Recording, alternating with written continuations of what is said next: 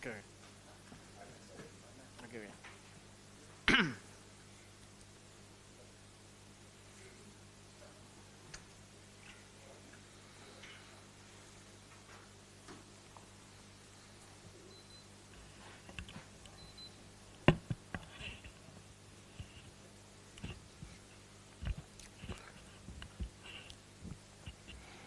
Assalamualaikum warahmatullahi wabarakatuh. Bismillahirrahmanirrahim. Alhamdulillahi rabbil alamin. Nahmaduhu wa nasta'inuhu wa nastaghfiruh. Wa na'udzu billahi min shururi anfusina wa min sayyiati a'malina. Man yahdihillahu fala mudilla lahu wa man yudlil fala hadiya lahu. وأشهد أن لا إله إلا الله وحده لا شريك له وأشهد أن محمدا عبده ورسوله اللهم صل وسلم وبارك على سيدنا محمد وعلى آله وصحبه وبارك وسلم أما بعد فإن أصدق الحديث كتاب الله وخير الهدي هدي محمد صلى الله عليه وسلم وشر الأمور محدثاتها وكل محدثة بدعة وكل بدعة ضلالة وكل ضلالة في النار ثم أما بعد. InsyaAllah pada hari ini kita akan sambung pada matan yang baru, rentetan daripada tajuk yang dibincangkan pada matan yang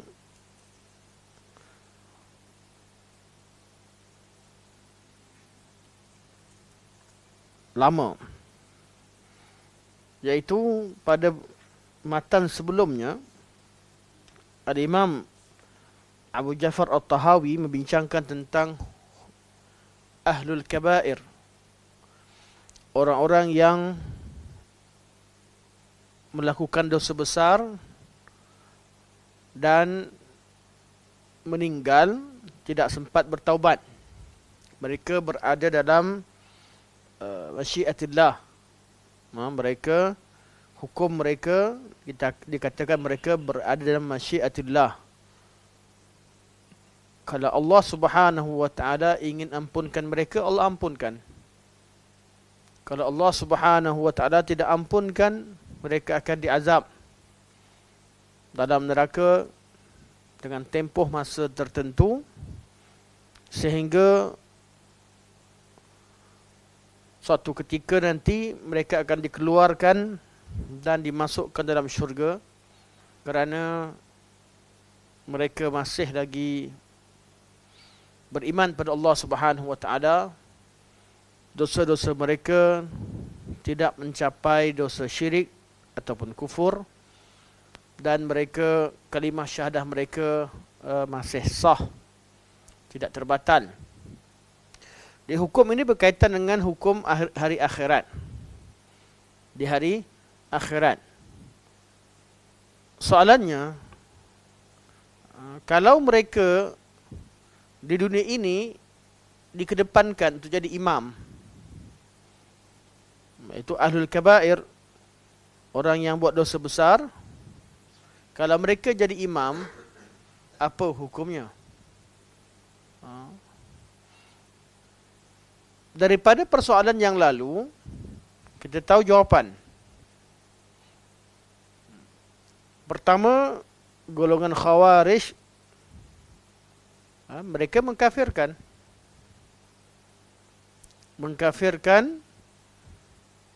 pelaku dosa besar. Jadi salat di belakang pelaku dosa besar tidak sah, kerana orang kafir amalan mereka tidak sah.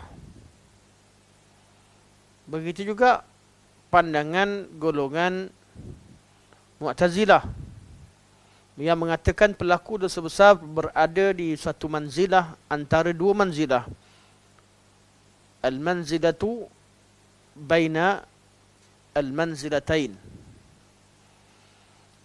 Jadi golongan Mu'tazilah juga berpandangan tidak boleh solat di belakang pelaku dosa besar Kerana syarat untuk menjadi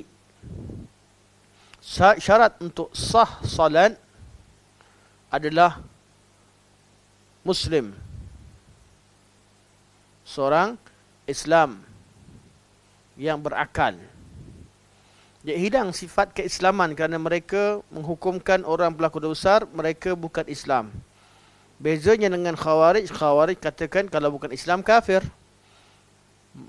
Mu'tazilah kata bukan Islam, bukan juga kafir. Dan mereka melakukan istilah bid'ah yang baru, iaitu al-manzilatu bainal manzilatain. Bagaimana pandangan ahli sunnah wal jamaah? Ahli sunnah wal jamaah mengatakan bahawa orang-orang pelaku dosa besar, mereka tidak kafir. Mereka masih lagi mukmin atau Muslim, namun fasik dengan dosanya. Jadi kedudukan mereka bagaimana? Menurut kaedah asal,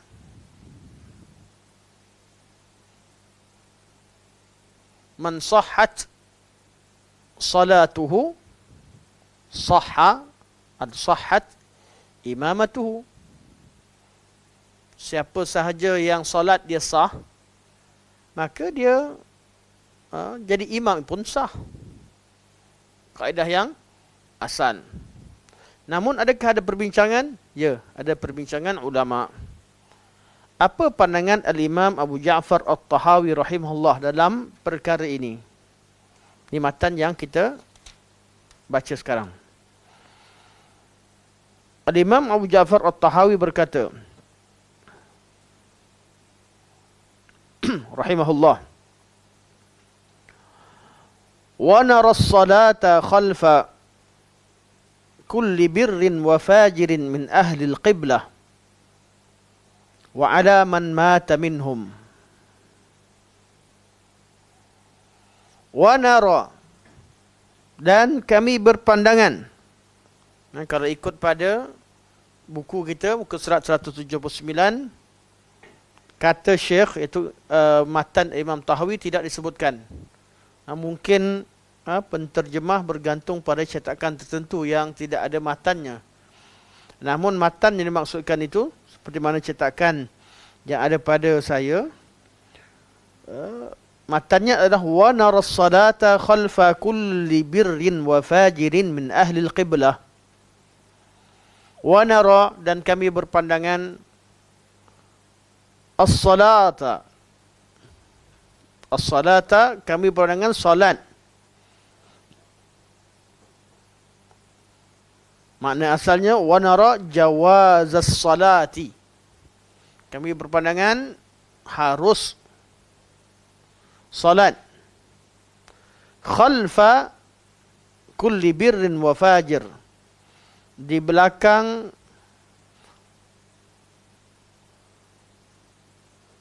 orang-orang yang baik mahupun fajir.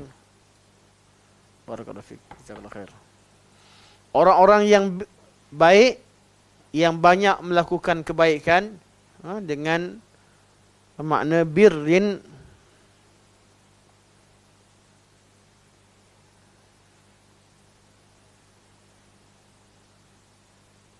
wa fajir, dan orang-orang yang jahat.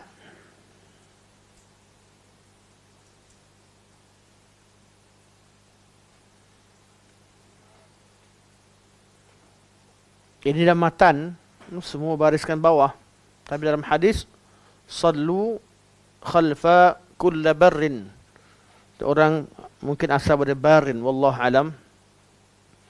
Maknanya kembali kepada bir, itu orang yang banyak melakukan kebaikan.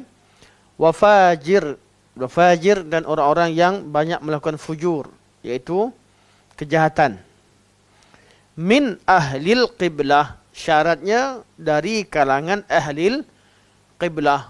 Ahli qiblah artinya muslimin, di kalangan orang Islam, di kalangan ummatil ijabah. Ahli qiblah iaitu ummatul ijabah. Umat dia apa? umat Nabi Muhammad ada dua. Satu, ummatul da'wah. Yang kedua, ummatul ijabah. Ummatul da'wah, seluruh manusia. Ummatul ijabah adalah kaum muslimin. Di orang Islam dikenali sebagai muslim, mukmin, dikenali juga sebagai ummatul ijabah, dikenali juga sebagai ahlul qiblah. Ahlul qiblah, yaitu orang yang menghadap satu kiblat.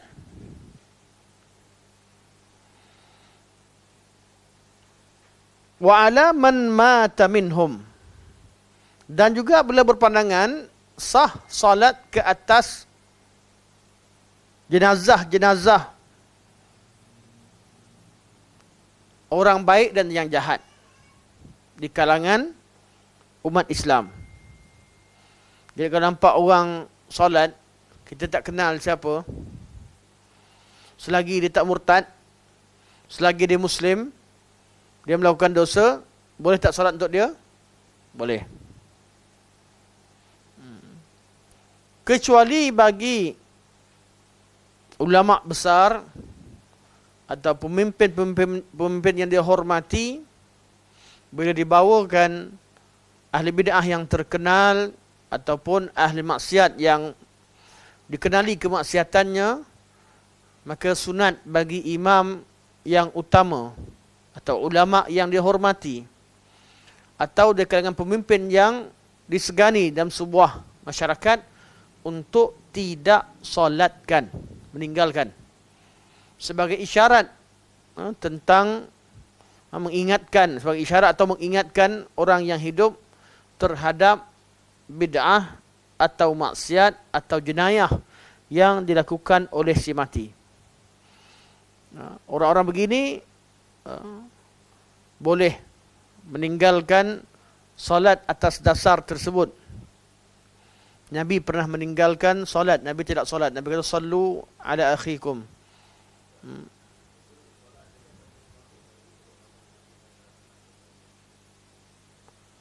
Berkaitan dengan doa, mendoakan kerahmatan kepada orang-orang yang telah meninggal, dia kembali makna seperti solat juga. Semua orang yang sah solatnya, semua orang Islam kita boleh solatkan dan kita boleh doakan. Cuma dari segi kemaslahatan, seperti imam tadi tak boleh solatkan imam yang bukan, tak boleh. Lebih baik mana ada pilihan, kalau ada maslahah seorang imam yang besar, ulama yang besar atau pemimpin yang disegani meninggalkan solat ke atas ahli bid'ah yang diketahui bid'ahnya mencapai level yang patut diingatkan, maka hukum yang sama dikatakan kepada mereka ketika mendoakan ahli bid'ah. Ahli bid'ah yang jahat, yang diketahui bahawa mereka ini melakukan bid'ah yang merosakkan agama, ulama besar atau malah masyarakat sunnah sendiri tidak digalakkan mengucapkan doa rahmat di tempat umum kepada mereka kerana akan menyucikan dan mengangkat kedudukan mereka.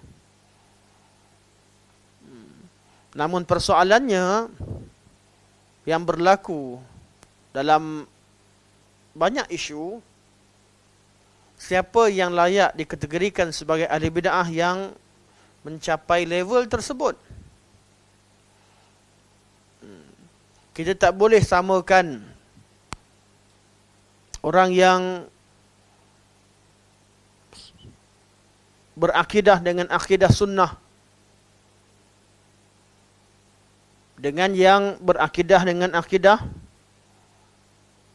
cabang daripada Jahmiyah kufur dan sebagainya, atau akidah Jahmiyah.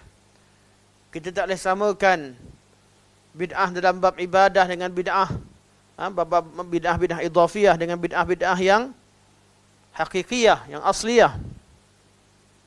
Kita perlu bezakan antara seseorang yang tersilap dengan seseorang yang sengaja dan mengajak kepada bid'ah.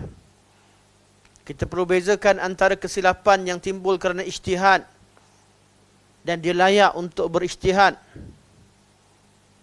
Apatah lagi dia diiktiraf keilmuannya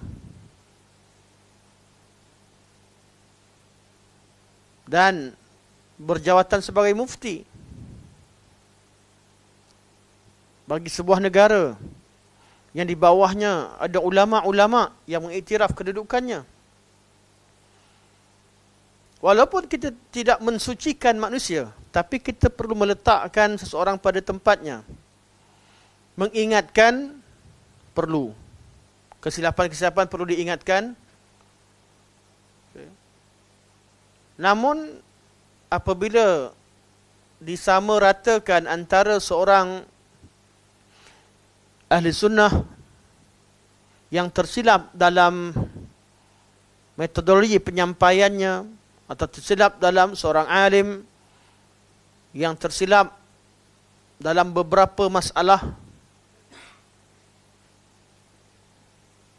seorang yang tersilap dalam ijtihad, sedangkan dia layak dari segi keilmuannya, dia bukan seorang yang diketahui bahawa bukan seorang yang jahat dan berniat buruk terhadap ajaran Islam. Kerana orang-orang ahli bid'ah dia dari dua kelompok. Pertama, daripada golongan alim tapi jahat. Yang kedua, dari golongan jahil tapi dia berpura-pura alim. Kalau kita temukan seorang yang jahat seperti Jaham bin Safwan, Wasil bin Atta', yang mana kedudukan mereka memanglah kita tahu bahawa menjadi lambang kepada kesesatan dan membawa kerosakan pada agama, benar, orang-orang begini perlu dijauhi dan tidak boleh didoakan di mana-mana. Malah kalau mereka meninggal, kita pun merasa teragak-agak dengan keislamannya.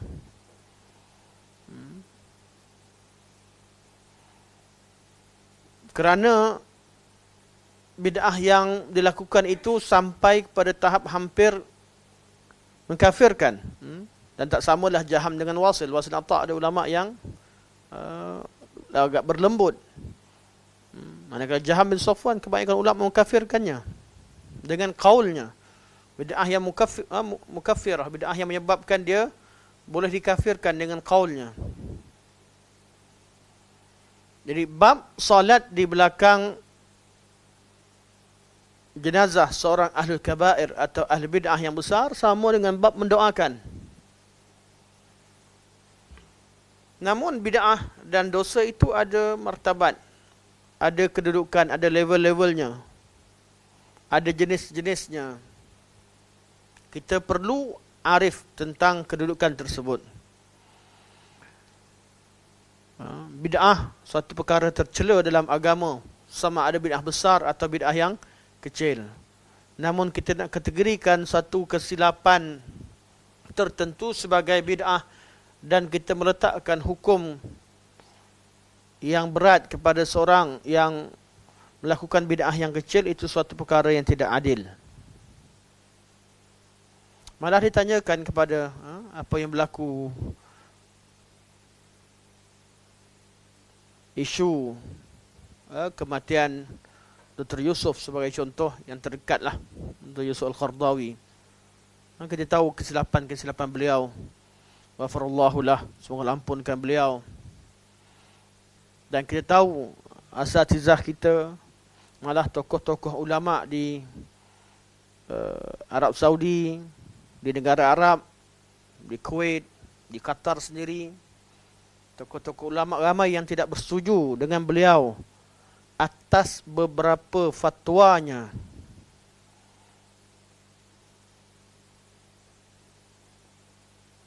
Kita tahu perkara tersebut namun mereka tidak pernah mengkategorikan beliau sebaris dengan Ibnu Abi Daud, sebaris dengan Jaham bin Safwan, sebaris dengan Ibnu Arabi.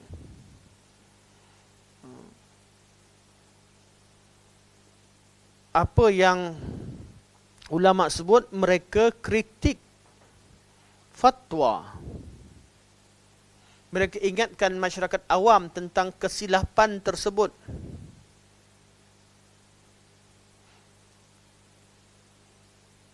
Jadi mereka, kalau mereka tidak mengkafirkan, apatah lagi mengkategorikan sebagai ahli bid'ah yang sebegitu, jelas bahawa mereka menghukumkan boleh untuk mendoakan. Kerana setiap orang Islam layak didoakan. Khilaf yang berlaku hanyalah didoakan di tempat awam ataupun di depan orang, atau mengisytiharkan ataupun tidak. Namun dalam keadaan tertentu, apabila kita lihat wujudnya sikap yang melampau sehingga menjadikan beliau sebagai ahli bid'ah yang begitu besar dan disamakan dengan tokoh-tokoh bid'ah yang berlaku pada zaman salafus salih, menjadikan seolah-olah itulah lambang bid'ah, maka perlu dilihat kemaslahatan untuk menjadikan pengikut Ahlussunnah wal Jamaah itu bersifat dengan sifat yang adil. Perlu kepada tokoh-tokoh agama atau siapa yang mampu untuk menyampaikan perkara ini, untuk sampaikan secara baik. Namun sekiranya perlu untuk dizahirkan bahawa doa boleh didoakan kerana asasnya begitu, boleh didoakan. Dan itulah yang dilakukan oleh ramai mufti-mufti di seluruh dunia, ulama-ulama dunia, dan kebanyakan negara mengarahkan supaya solat ghaib dilakukan kepada kematian beliau. Bukanlah kita lihat itu sebagai bukti dan dalil seseorang itu soleh ataupun tidak, tapi kita nak buktikan bahawa umat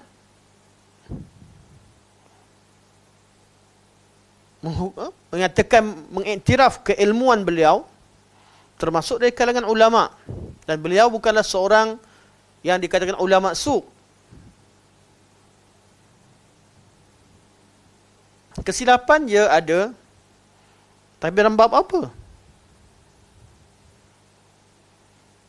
Adakah beliau mengajak ahli sunnah untuk meninggalkan sunnah? Kebanyakan kesilapan beliau dalam bab metodologi, ijtihad dalam bab tertentu, hatta berkaitan dengan seruan jihad beliau ketika Arab Spring. Dan ini kita tahu silap. Kita tetap mengatakan itu ijtihad yang salah, ghair muwaffaq, dan kita tidak setuju dengan fatwa beliau. Tapi kita perlu beri keuzuran. Beliau bukanlah orang pertama yang mengajak kepada berlakunya gerakan Arab Spring. Beliau bukan tokohnya. Gerakan ini dibuat oleh golongan liberal dan dah berlaku siri demi siri keganasan antara pemerintah dan rakyat. Dan beliau mengeluarkan fatwa ketika keadaan genting, sebahagian daripada pemimpin yang terlalu zalim bertindak balas terhadap rakyat dan tidak adil dalam hukumnya. Dan diketahui kesilapan lama atau kesilapan yang ada pada pemimpin tersebut, dan beliau beranggapan bahawa ketika itu rakyat mampu untuk menjatuhkan. Beliau melihat itu lebih baik. Kita perlu, walaupun kita tahu itu ijtihad yang salah daripada awal lagi, ulama kita kata salah, tapi kita tetap mengatakan bahawa beliau fatwa tersebut tidak boleh, ataupun peristiwa Arab Spring tersebut tidak boleh diletakkan ke atas beliau kerana peperangan dah berlaku.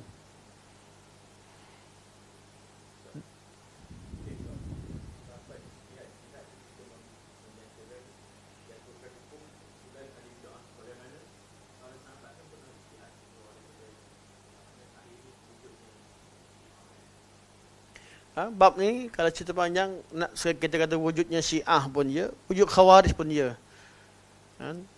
Dan bukanlah orang yang menyalahkan itu ataupun orang yang tidak setuju dengan beliau salah 100%. Kita tahu bila ada kesilapan. Fatwa-fatwa yang sebegini boleh bawa kepada berlakunya atau tersebarnya pemikiran Khawarij. Sebab itu fatwa perlu lebih berhati-hati. Tapi kita tahu kesilapan is kesilapan. Yang salah tetap salah. Cuma tahap kesilapan itu kita perlu ukur. Perlu tengok. Kerana beliau tidaklah mengajak masyarakat untuk keluar daripada pemerintahan atau masyarakat dunia keluar daripada ketaatan. Beliau spesifikkan kepada pemimpin tertentu, negara tertentu dalam keadaan tertentu dengan kesalahan yang dilakukan.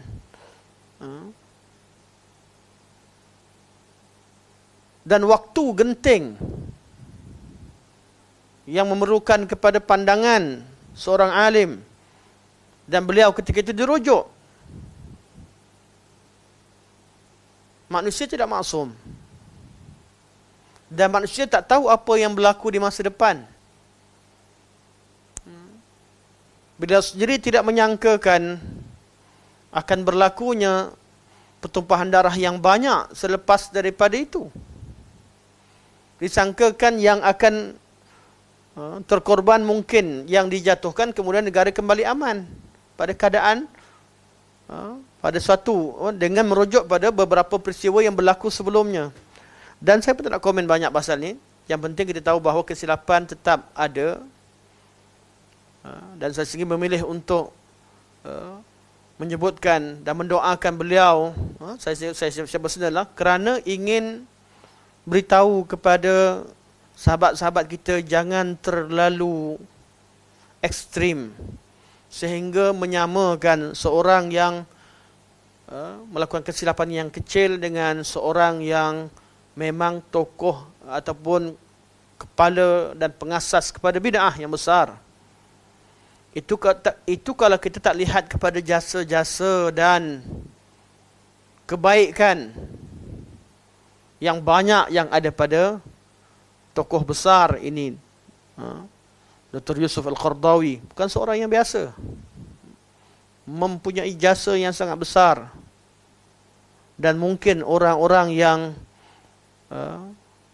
marah dan juga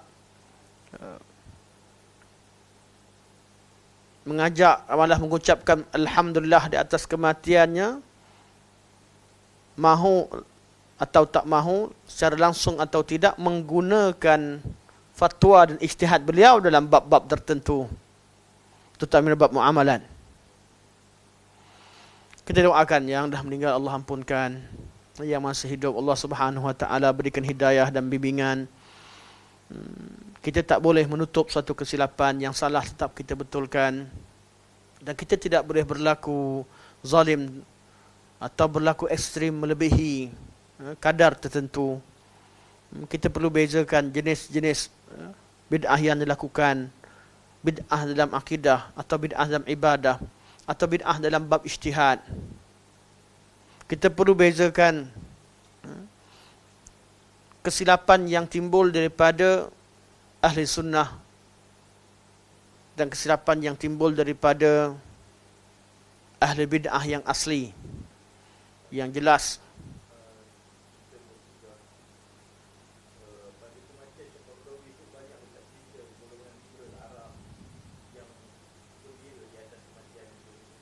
tak syak lagi.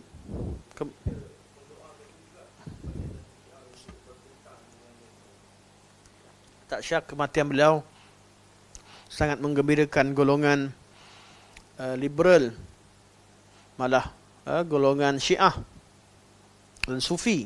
Kerana beliau setelah beliau tersilap pada satu ketika berlembut dengan mereka, beliau berkeras pada akhir hayatnya kepada golongan-golongan ini dan sebagainya.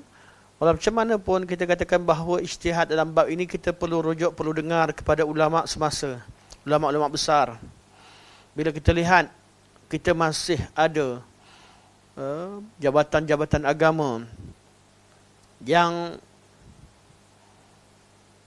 dihormati, kita masih ada tokoh-tokoh ulama dunia yang hidup pada zaman kita. Kita masih ada Hay'ah Kibar Ulama, kita masih ada masyayikh kibar, kita masih ada Syekh Saleh Fauzan Al-Fauzan hidup yang sentiasa memberikan fatwa dan pandangan pada keadaan perlu. Kalau kita tak setuju dengan pandangan Dr. Qardawi pada ketika ini, ambillah pendirian seperti mana masyayikh yang diam. Tidak mendoakan tidak bererti mengucap syukur dan tahmid di atas kematiannya dan menyebarkan kegembiraan.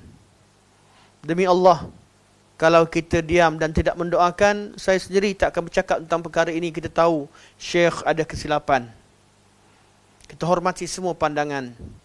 Tetapi kalau ada di media sosial dan di mana-mana menyebutkan Alhamdulillah, bergembiralah di atas kematian fulan, itu perkara yang tak layak untuk diletakkan pada diri seorang yang pernah memperjuangkan sunnah dalam, walaupun ada berlaku kesilapan.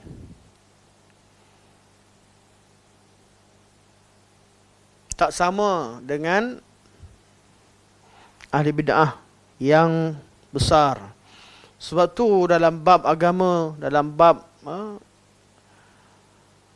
menghukum, kita perlu tahu kadar kesilapan-kesilapan tertentu. Saya jumpa lepas pada keadaan tersebut, jumpalah beberapa orang yang kita tahu. Saya tanya balik, salah apa? Cuba senaraikan salah Dr. Ismail Qardawi yang menyebabkan entah gembira atas kematiannya. Saya tanya secara peribadi beberapa orang yang gembira, terdiam. Cuba senaraikan kesilapan tersebut dan letakkan neracanya di mana salah. Bab akidah atau bab ibadah atau bab ijtihad. Bab akidah dan ibadah itu tauqifi. Bab ijtihad artinya bab-bab yang tidak ada nas padanya atau berlaku pada isu tertentu sebagainya. Senaraikan, tengok, kita letakkan, cuba highlightkan kat mana punca anda gembira di atas kematian beliau. Cuba highlightkan jasa beliau, highlightkan semua sekali. Berlakulah adil. Berlakulah adil terhadap tiap-tiap manusia. Tak setuju dengan satu perkara tidak bererti kita menzalimi atau mengeluarkan satu tindakan, satu hukum yang terlampau ke atas mana-mana ahli qiblah. Apatah lagi seorang yang diketahui dan dikenali sebagai salah seorang daripada alim dari kalangan ulama ummah.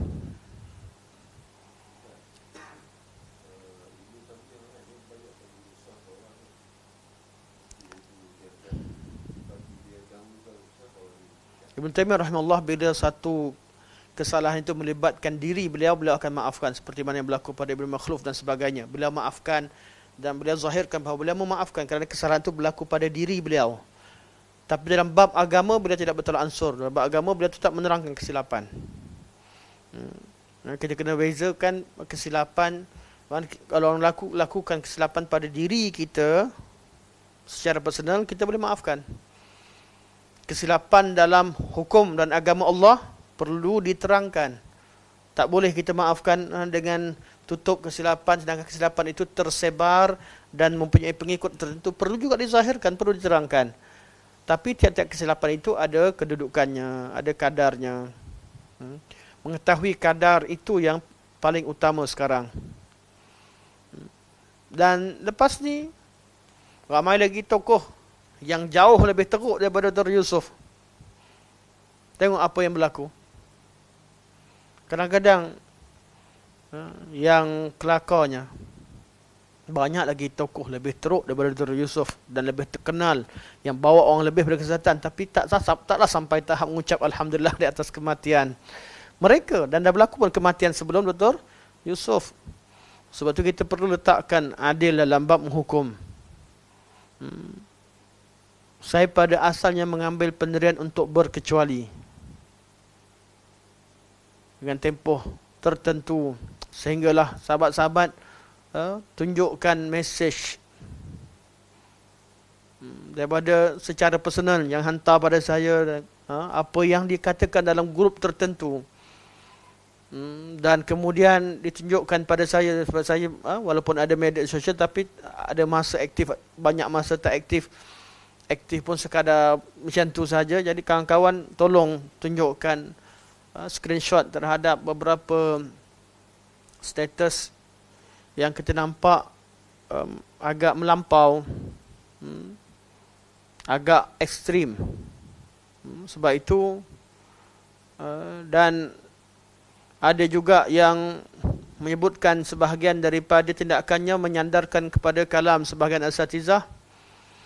Maka perlu, sebab itulah beberapa orang asatizah kita menzahirkan bantahan mereka terhadap tindakan tersebut.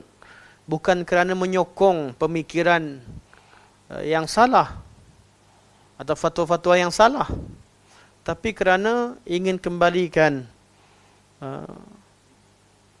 pengikut ahli sunnah kepada keadilan, bersikap adil dalam segala perkara. Dan satu pihak lain yang memuji, menggunung dan tidak menerima kesilapan, itu juga perkara, itu juga satu kesilapan.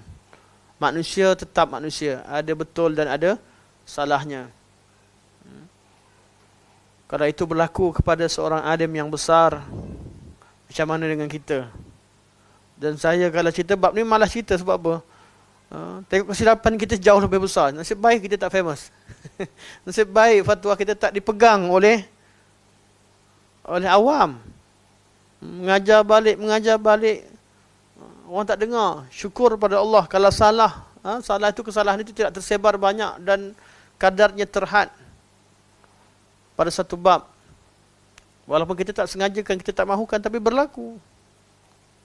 Kadang-kadang kita ni yang mengajar berdasarkan kepada kita ni anak murid kepada guru-guru tertentu yang kita hormat, kita mewarisi kesilapan daripada guru kita. Mereka pun ada kesilapan tertentu. Kerana kita tak mampu membezakan pada setengah keadaan, kita tersilap dan sebagainya. Itu akan berlaku. Jadi mengajar manusia kepada sifat adil, insaf, itu lebih baik.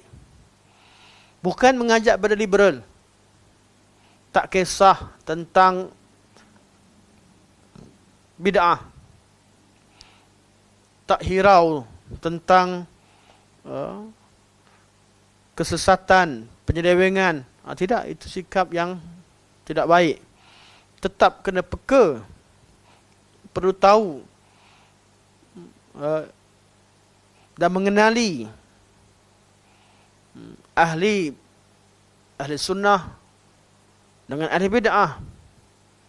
Perlu kenal di kalangan ahli sunnah yang diketahui selamat manhajnya, dan kita perlu kenal ahli sunnah yang tersilap dalam bab tertentu. Kita perlu kenal apa yang berlaku di keliling kita.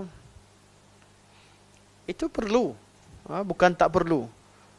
Cuma bila ada kesilapan tertentu, seorang ahli ilmu atau talibul ilmi perlu meletakkan kesilapan itu pada tempatnya. Bukan cerita mengambil alasan Syekh Fulan dan Fulan marah dan berkata berbeza. Marah ya marah.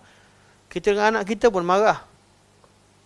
Seorang bapa pernah marah pada anak dia, mengamuk sampai sebat anak dengan tali pinggang contoh.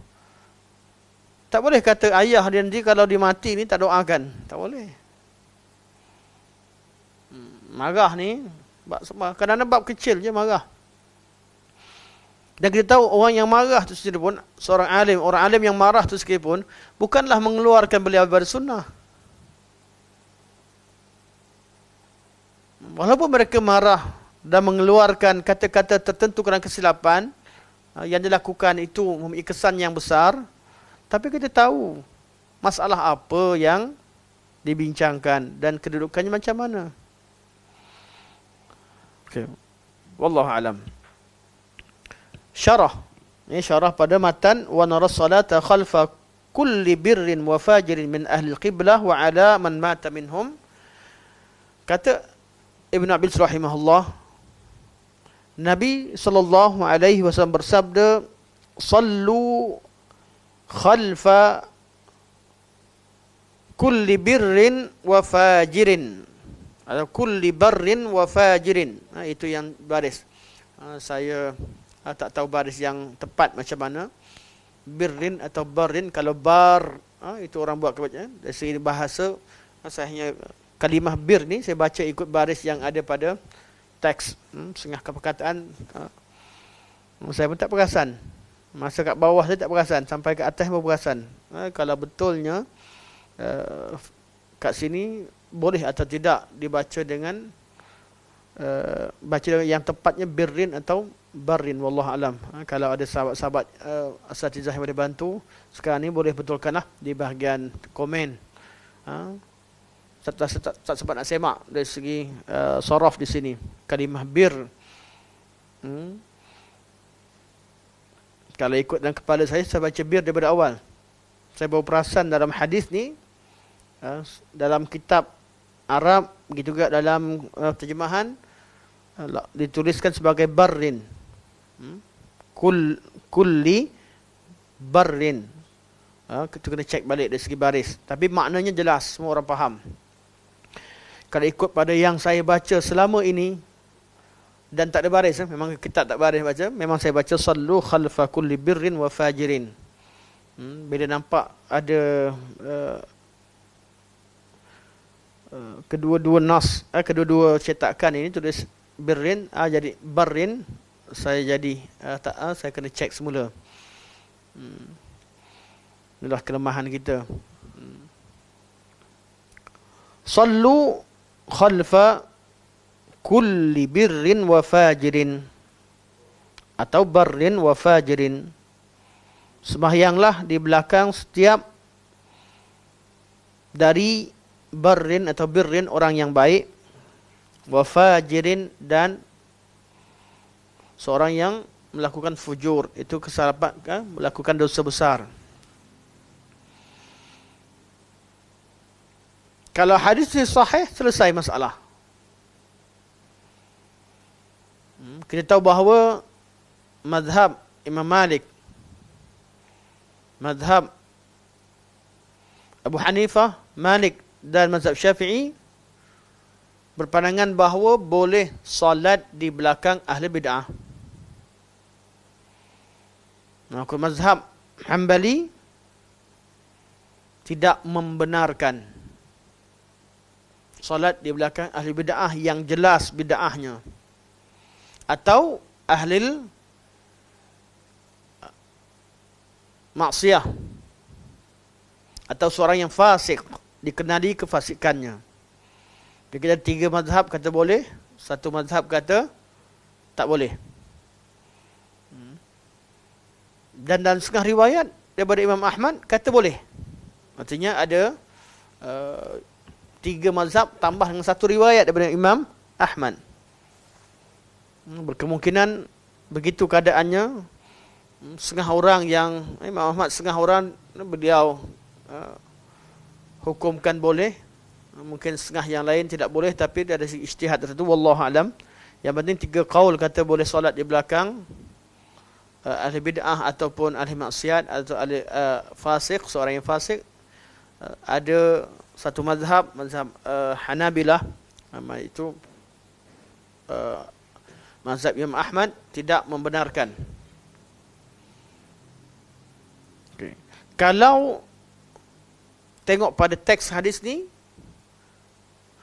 tutup segala, menutup segala perbincangan. Hadis adalah nas. Tak perlu risaukan tentang pandangan manusia kalau ada kalam Nabi yang memutuskan khilaf. Cuma hadis ini bukan hadis yang sahih. Ada cacatnya. Ada cacat. Dan ini punca berlaku khilaf ini masih berlaku.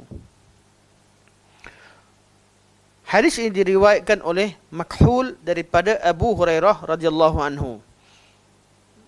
Makhul tu bukan makhul. Kalau orang Melayu selalu baca makhul. Fashan, orang panggil fashan. Sebab ejaan Melayu begitu. SH boleh jadi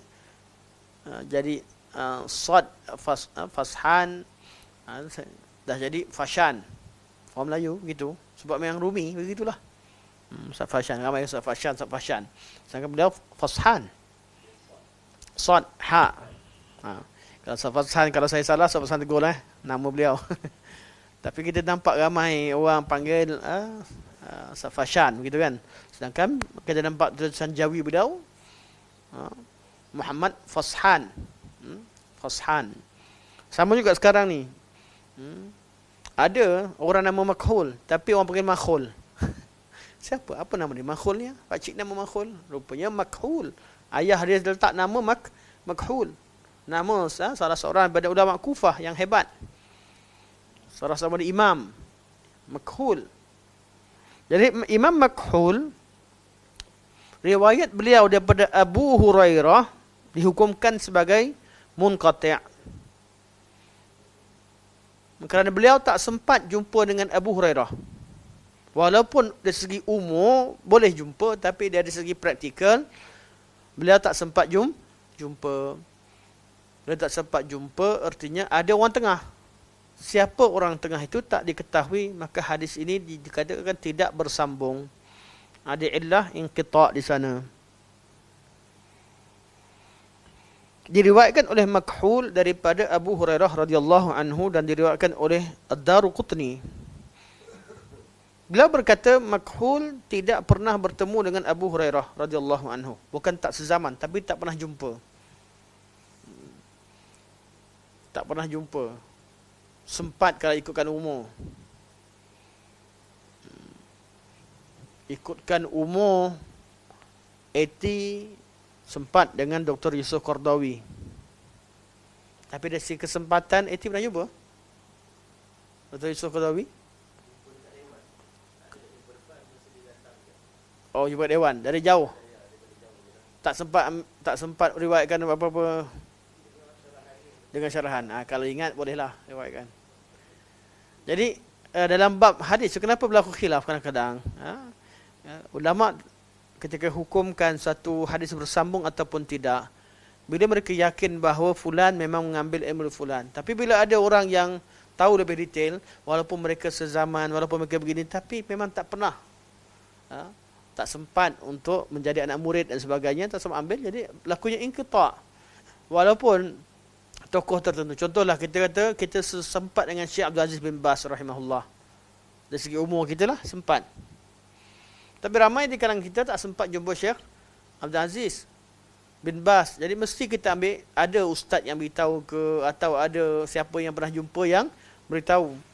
Sedangkan dalam hadis dia perlu kena cek kesinambungan riwayat tadi. Jadi Imam Makhul tak pernah bertemu dengan Abu Hurairah. Maka dalam sanad ini Abu Hurairah, okey.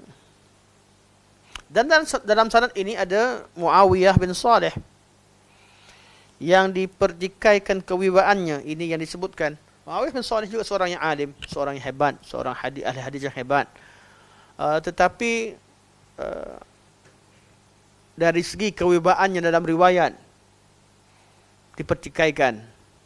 Sama seperti Al-Imam An-Nu'man bin Thabit, Abu Hanifah rahimahullah, seorang yang hebat, tetapi ketokohan beliau dalam hadis atau dalam periwayatan dipertikaikan. Imam Muhammad Ibn Nu'aim, dan beberapa tokoh besar. Kebanyakan tokoh besar ni mereka dalam hadis pun hebat. Tapi ada tokoh-tokoh, beberapa tokoh yang mereka bukan tersenarai dari kalangan perawi yang siqah, tapi mereka tersenarai kerana ulama yang hebat. Kesempurnaan hanya ada pada Allah. Kemaksuman hanya ada pada Rasulullah sallallahu alaihi wasallam. Selain itu ada kekurangan. Ada sahaja kekurangan tertentu.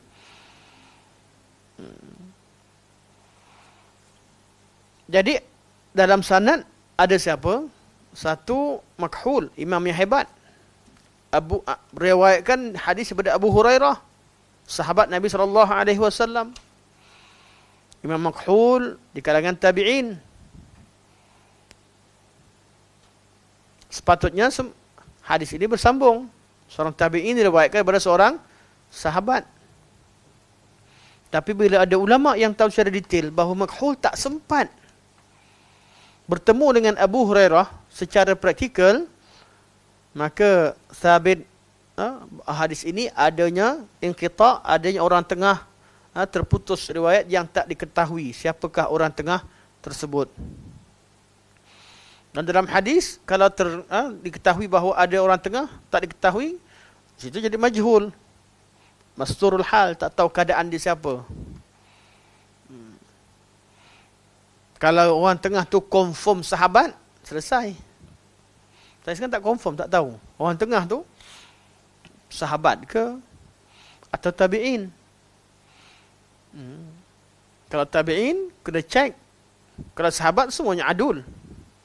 Sahabat, contoh, ada orang kata, seorang sahabat meriwayatkan, dia tahu sahabat, cuma dia tak tahu nama apa, tapi orang semua tahu dia sahabat Nabi SAW. Selesailah. Walaupun majhul, tak tahu namanya dengan jelas, dan semua iktiraf itu sahabat Nabi SAW, cuma kalau keadaan begitu biasanya dia tak ingat, tapi orang lain yang riwayatkan ingat, oh rupanya sahabat tu bernama sekian dan sekian. Biasalah kalau ramai-ramai kita nampak seorang yang tokoh hebat, kita tahu dia orang tu sahabat tu, tapi tak sempat tanya nama atau lupa nama, mesti ada orang lain tahu, akan mana perawi yang mubham ni akan diketahui melalui riwayat yang lain. Kadang-kadang seorang tak ingat, masa tak ingat ni bukan tak ingat terus, kadang-kadang dia lupa, ingatan kurang kuat biasanya, masa riwayat dia tak ingat apa nama, berapa seorang lelaki, disebut seorang lelaki. Hakikatnya kalau dirujuk tengok balik pada pelbagai jalan, ada orang yang ingat, yang sebut nama, jadi ketahuilah lelaki itu siapa. Mubham pada kalau hadis dhaif kerana perawi yang mubham atau masturul hal, bila ada sokongan lain yang menunjukkan bahawa dia fulan dan fulan, mana hilanglah kesamaran tadi. Itu nama hadis yang lemah, tapi lemah yang munjabir, yang boleh jadi kuat. Jadi kalau hadis itu diriwayatkan seorang lelaki yang tak diketahui keadaannya, sebab perawi tak tahu, tiba-tiba ada sokongan lain beritahu bahawa perawi itu ada fulan dan fulan, jadi hadis ini jadi hasan, jadi hasan li ghairi. Asalnya dhaif sebab dia tak tahu siapa perawinya, tapi jadi hasan li ghairi kerana sokongan yang lain. Jadi sokongan daripada mutaba'at atau syawahid memberi kekuatan kepada hadis yang dhaif yang ringan. Berbeza dhaif yang berat, perawi yang banyak melakukan kesilapan, dan riwayat memang dia je, cek dia lain daripada orang lain, dan dia pula memang nyatanya tak kuat, selalu silap. Tu memang ada macam mana sekalipun datang sokongan dalam bab ada isyarat tertentu, tak boleh nak kuatkan hadis dia. Okey, balik semula pada, sepatutnya saya buat kajian khas berkaitan hadis ni, tapi oleh kerana keputusan dah ditunjukkan dan semua buku tulis begitu, saya sempat tadi di dalam bilik cek kalangan ulama semua sepakat. Saya belum lagi ada yang kata sahih hadis ni. Jadi oleh kerana Syekh Albani kata dhaif, masyayikh kibar, Syekh siapa ni, Dr. Abdullah Turki kata dhaif, Syekh Shu'aib Arnaud kata dhaif. Saya pun yakinlah dhaif. Dhaif lah. Taqlid. Beliau kata hadis ini diriwayatkan oleh Makhul daripada Abu Hurairah. Situ ada satu illah inqita', terputus, dan diriwayatkan oleh Daruqutni. Beliau berkata Makhul tidak pernah bertemu dengan Abu Hurairah radhiyallahu anhu. Ini antara jenis illah. Imam Daruqutni pakar dalam illah. Kitab beliau Al-Ilal. Illah ni apa? Zahirnya nampak macam sahih. Makhul ni seorang tabi'in dan Abu Hurairah seorang sahabat. Umur pun dia, tempat pun dekat, tapi beliau mengetahui sesuatu lebih detail. Itu beza illah. Secara zahir nampak macam tak ada masalah, tapi bila orang yang pakar, betul-betul pakar, mereka mengetahui illah tertentu. Tahu. Dalam sanad hadis ini ada Muawiyah bin Saleh yang dipertikaikan kewibaannya, iaitu dalam mutakallam fih, dalam riwayatnya, bukan batang tubuhnya. Beliau seorang faqih. Muawiyah bin Saleh juga seorang yang arif tentang lughah dan beberapa pujian yang ulama berikan pada peribadi beliau, tapi dalam riwayat. Okay. Sehingga kan Imam Muslim meriwayatkan sebahagian hadis Muawiyah bin Saleh. Muslim kan biasa, tapi pada keadaan tertentu. Muslim telah menggunakan hadis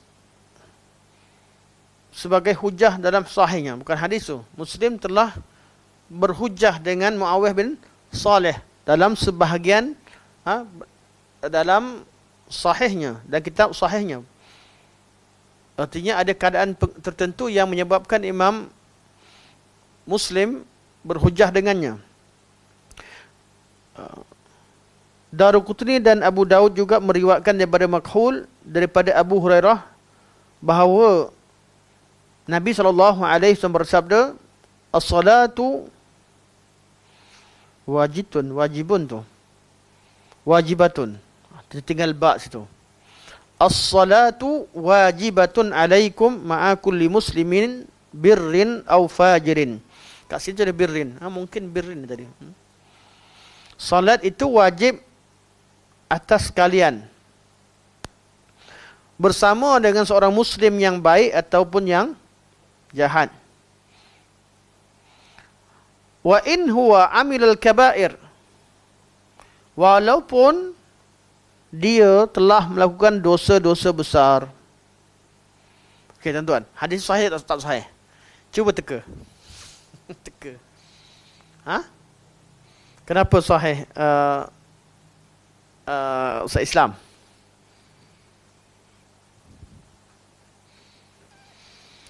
Kalau kata hadis sebelumnya tak sahih sebab Makhul diriwayat pada Abu Hurairah, hadis ni pun sama juga.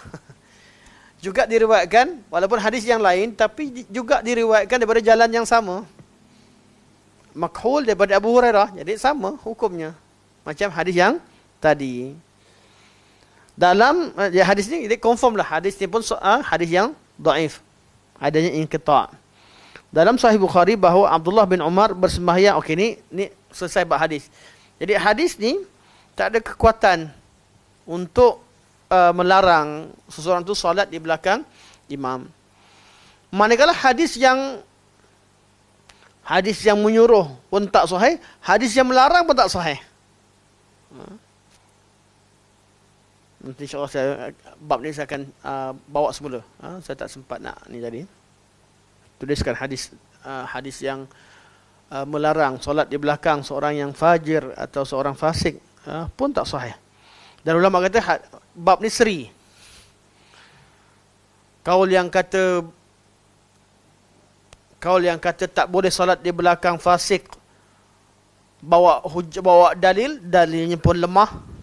Kaul yang kata boleh solat di belakang fasik bawa dalilnya pun lemah. Jadi seri. Bila seri tinggal apa? Dua hadis ini tak jadi hujah. Kembali pada asal. Asalnya semua orang yang sah solatnya sah jadi imam. Itu yang disebutkan oleh Ibn Abil rahimahullah.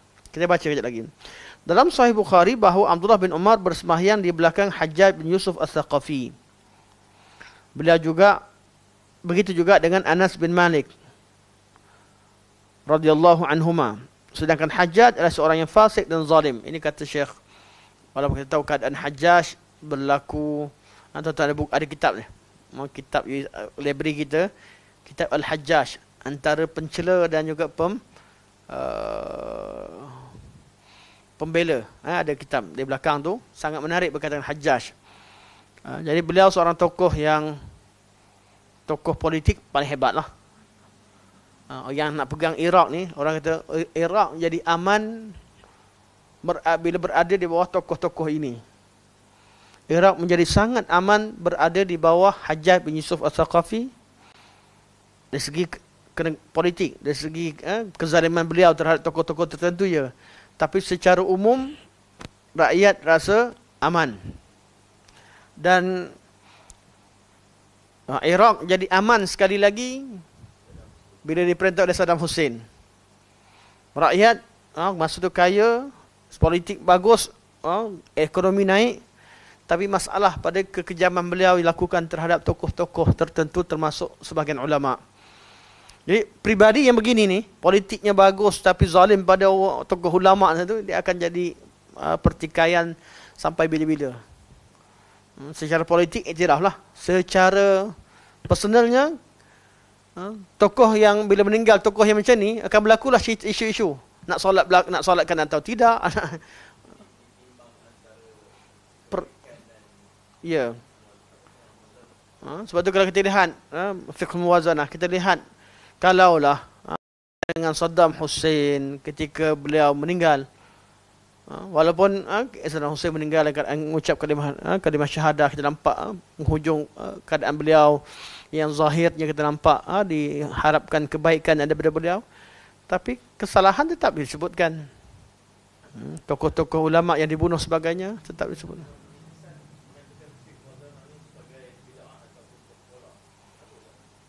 Tidak, bila yang menolak fiqh muwazanah atau dalam bab tertentu, bukan menolak fiqh tersebut, tapi menolak penulis yang tulis sebelumnya. Bila ada penulis yang tulis salah dalam bab muwazanah, salah buat pertimbangan, maka buku seterusnya membida'ahkan fiqh muwazanah pada orang yang memandai-mandai buat muwazanah yang tidak tepat. Bukan tokoh yang tolak bab begitu, bukan menolak adanya fiqhul muwazanah dalam Islam. Sama juga kalau buku-buku, kita perlu tengok pada keadaan yang berlaku. Setengah pada buku contoh if'al wala harash, contoh hadis Nabi. Seorang datang tanya tentang hari raya, masa hari buat haji tu. Seorang kata, Syekh, ya Rasulullah, fulan dan fulan dia tawaf dulu, sebelum dia pergi tawaf dulu baru dia datang lontar jamrah. Nabi kata if'al wala harash. Fulan dia melontar jumrah, jamrah Aqabah, kemudian dicukur baru tawaf, if'al wala harash. Susunan dan kesnya saya kena cek semula hadis. Tapi begitulah, ditanyakan beberapa soalan tentang perbuatan yang dilakukan pada 10 Zulhijjah dengan didahulukan ini dan itu. Nabi sentiasa kata if'al wala harash. Jadi ada buku if'al wala harash, tapi penulis buku tersebut tersalah dalam bab tertentu yang bukan tersalah. Beliau berpandangan dengan pandangan yang sangat longgar, sehingga beliau kata melontar jamrah sebelum matahari tergelincir pun boleh. Ramai yang pegang lah. Tamu haji pun pegang boleh melontar sebelum tergelincir, atau melontar pada waktu lewat malam dan sebagainya. Jadi ada ulama yang nampak jangan longgar sangat. Memang mereka setuju bahawa ada if'al wala harash, hadis Nabi sallallahu alaihi wasallam. Tapi ada ulama yang tulis buku menolak kalimah if'al wala harash, bukan pada hadis tapi pada kalimah yang disebutkan oleh penulis sebelumnya. Gitulah, sama juga yang cerita tentang fiqh muwazanah dan sebagainya. Kita tajuk ni anda bawa semula. Anda akan baca semula dengan bacaan lebih teliti, dan mohon maaf di atas kekurangan sekiranya kekurangan yang wujud pada malam ni. InsyaAllah kita jumpa pada minggu depan insyaAllah. Subhanakallahumma wa bihamdika asyhadu an la ilaha illa anta astaghfiruka wa atubu ilaik. Wa sallallahu alaihi wasallam Muhammad wa ala alihi wa sahbihi wa baraka wa sallam. Alhamdulillahirabbil alamin. Assalamualaikum warahmatullahi wabarakatuh.